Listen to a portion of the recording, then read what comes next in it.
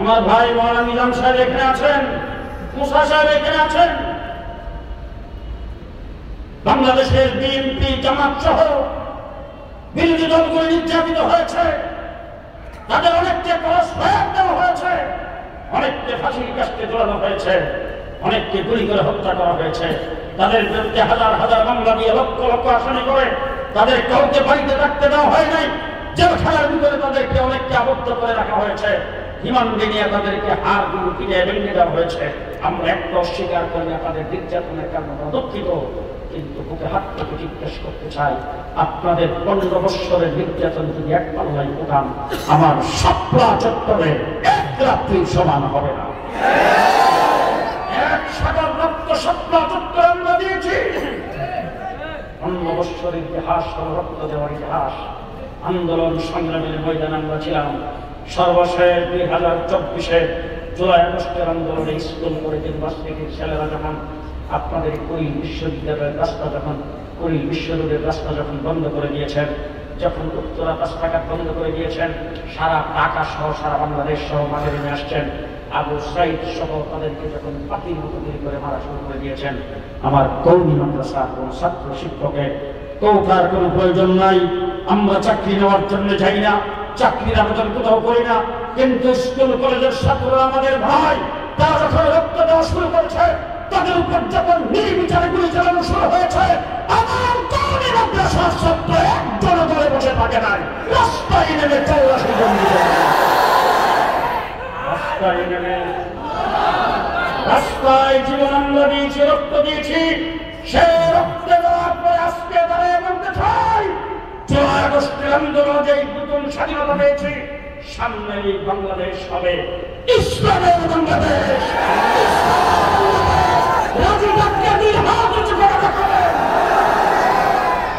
ইসলামের বাংলাদেশ করার জন্য যদি রাস্তায় নামতে হয়,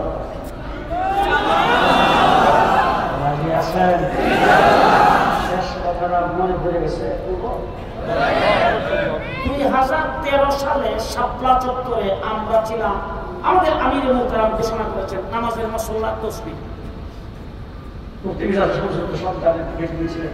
আমির মুহতারাম ঘোষণা করছেন নামাজের মাসল্লাহ তসবিহ সাথে নিয়ে আসবেন। আমরা নামাজের মাসল্লাহ তসবিহ নিয়ে আসছি, আমাদের হাতে কিন্তু কিছুই ছিল না। আমরা নামাজের মাসল্লাহ তসবিহ নিয়ে শেষ রাত্রেবেলা সেখানে জিকিরের রত ছিলাম। কেউ শেষদাই ছিল, কেউ রুকুতে ছিল, কেউ নামাজ পড়তে ছিল, কেউ মেনাজাত করে আল্লাহর দরবারে চোখের পানি বেরোতে ছিল। শেষ রাত্রে ইলেকট্রিসিটি বন্ধ করে আমাদের উপরে হায়নার মতো আক্রমণ করে হাজার হাজার হত্যা করেছেন। শাপলা চত্বরের দাস করতে রক্তে রঞ্জিত করেছেন সেই ফ্যাসিস্ট সরকারের পেটুয়া বাহিনী আর তার গোয়েন্দা বাহিনীরা। ঠিক একই কায়দায় গত 3 দিন আগে টঙ্গীর মাঠে সৌদি আরব বাহিনী আলেমদের উপর আক্রমণ করেছে। তারা আওয়ামী পরাজিত শক্তির দূষণ, তারা আওয়ামী পরাজিত শক্তির দূষণ।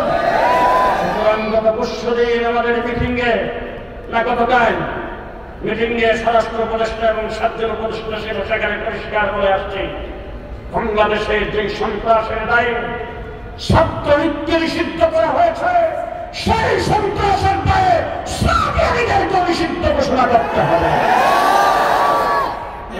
কথা বলতে চাই, এত গুন্ডার এত সন্ত্রাসী বাহিনীর কার্তিক কোন মসজিদে চলতে পারে না। সুতরাং কাকরাইল মসজিদে আবার ঢুকতে আইবা, টঙ্গীর মাঠে আবার ইস্তেমা করতে আইবা কোন মুখে? যেই সন্ত্রাসীকারীরাই তোমরা টঙ্গীর মাঠে আক্রমণ করে রক্ত ঝরেছ, সেই মাঠে তোমাদের ইস্তেমা হবে না। রাজি না? রাজি আছেন তো? রাজি আছেন তো? যদি ইস্তেমা করার কোনো পাইকারা করে আর কোনো বিষয়ে আপনাদেরকে যদি ডাক দেওয়া হয়, আল্লাহ কবুল মঞ্জুর করুন।